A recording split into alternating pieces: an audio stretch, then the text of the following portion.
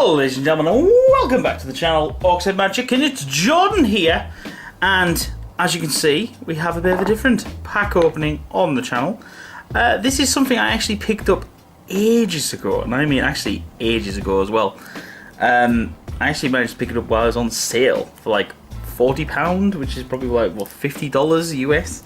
And so this is, as you can see, a Magic the Gathering modern event deck.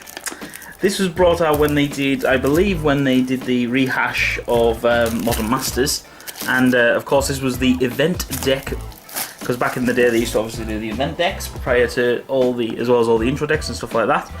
And I picked up one of these because I thought it was rather sweet. It would be great for the channel opening. Never got around to it, and well, Modern GP's turning up and I need some of the cards out of it. So I figured I'd actually show you what you get in the deck anyway. So as you see, what you are paying for is a beautiful, actually quite nicely sleeved box. And in here, you get some nice foil shiny sleeves, which is rather sweet. So you get enough for the deck.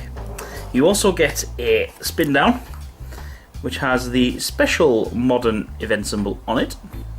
Again, very nice and pretty. And then you have the gumph, which goes on about the deck. Now, this is a black-white sort of token generation decky thing. It's a bit weird. It's very unusual, but it's got some sweet things in it, which is quite cool. And hence the reason why I needed to crack it. So, we will quickly flick through the deck and show off what we got. So, as you see, they wrap it very well because it's Wizards, and God forbid you want to get into it. Where's it at? There we go. So the main cards I've busted this thing open for is I need the Path to Exiles from it. And come on, stupid vacuum pack seal. Oh, this is going to turn into a video of me not being able to open a box. There we go. Aha. There we go. Come on. There we go. Right. Solved one. I'm going to do the sideboard now as well. Alright, see, now this I can open. That's no problem. And sweet. Oh, I also need the May tokens as well. That's a, yeah, that'll give you a hint of what I'm playing.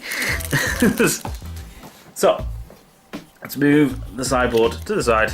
So, this is a black-white life gain spirit token deck. It's rather sweet. So you got Soul Wardens, which are useful. A Tidehall Sculler helps exile a hand attack, which is also handy.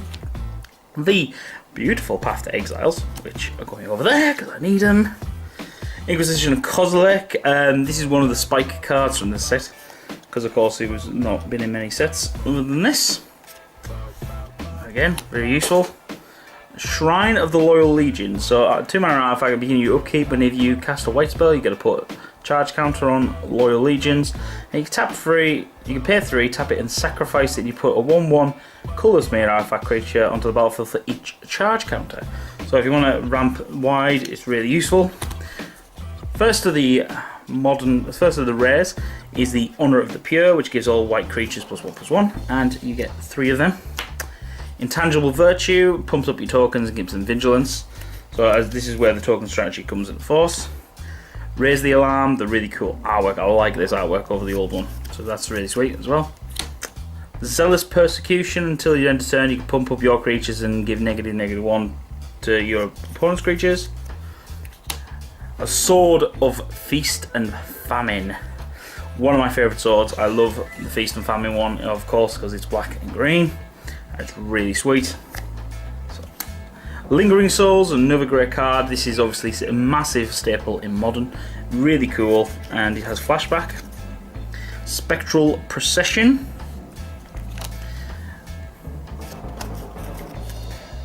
Elspeth, Knight Errant, again another massive token generation. She's 4 mana walker, so it's really sweet. She only gets you 1, but to be fair, with the upgrades that are out there these days for this deck, it's really sweet. Caves of Koilios, City of Brass, another good card. Isolated Chapel, full play set of that as well, which is really sweet. Vault of the Archangel as well, which gives which when you pay 2, a black and a white, your creatures gain Death Touch and Lifelink. Windbrisk Heights, a full play set, allow with the hideaway land, so you just go to attack with 3 or more. Yeah, what is it? You may play if you attack with 3 or more creatures. So yeah, basically you got enough flyers in the air that you can generally get that off quite nicely. Then you get some plains and some swamps, and that is pretty much the deck. So basically it goes fat, goes wide, goes really neat, so it's really sweet. Now, moving on to the sideboard, they've given you actually an okay sideboard. So you get a couple of Relic of Eternatus, really sweet, can deal with quite a few of the meta in terms of dealing with Death Shadows, dealing with Goyf decks, Dredge decks, and various things like that. Berenton Forge Tenders, single white Kithkin Wizards.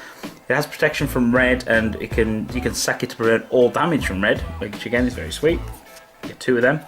Duress is an OK sorcery speed card, which is for hand attack. Kataki War Sage, which is really sweet, really quite a sweet rare. It's 1 in a white, and all artifacts, so yours and your opponents, have at the beginning of your upkeep, sacrifice it unless you pay 1. This is mainly against the affinity stratagem, and it is really sweet because effectively you're going to make them shut down their mana for a turn, which is really awesome. And you get 3 of them. You then get 3 Dismembers. Oh no, sorry, 2 Dismembers, which again is a fantastic viable modern card. It's 2 Ghost Quarters, again really viable currently, especially in the modern format. You do see Ghost Quarters running around all over the place. And then you get some tokens.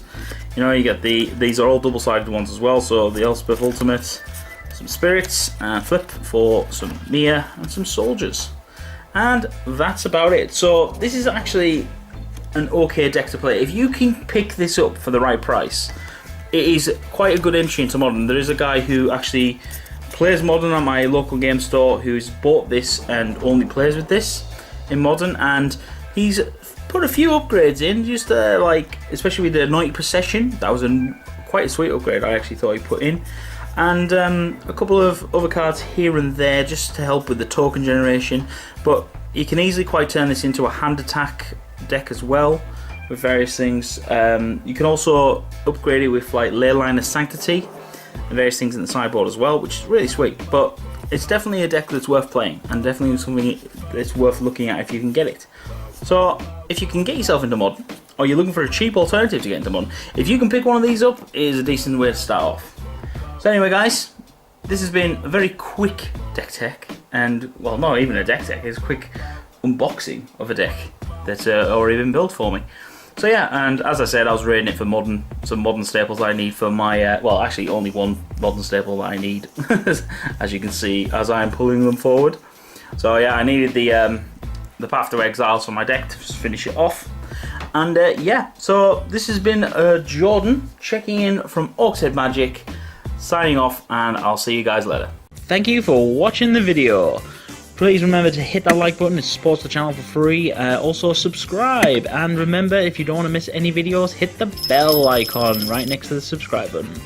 Thank you for watching again. Goodbye.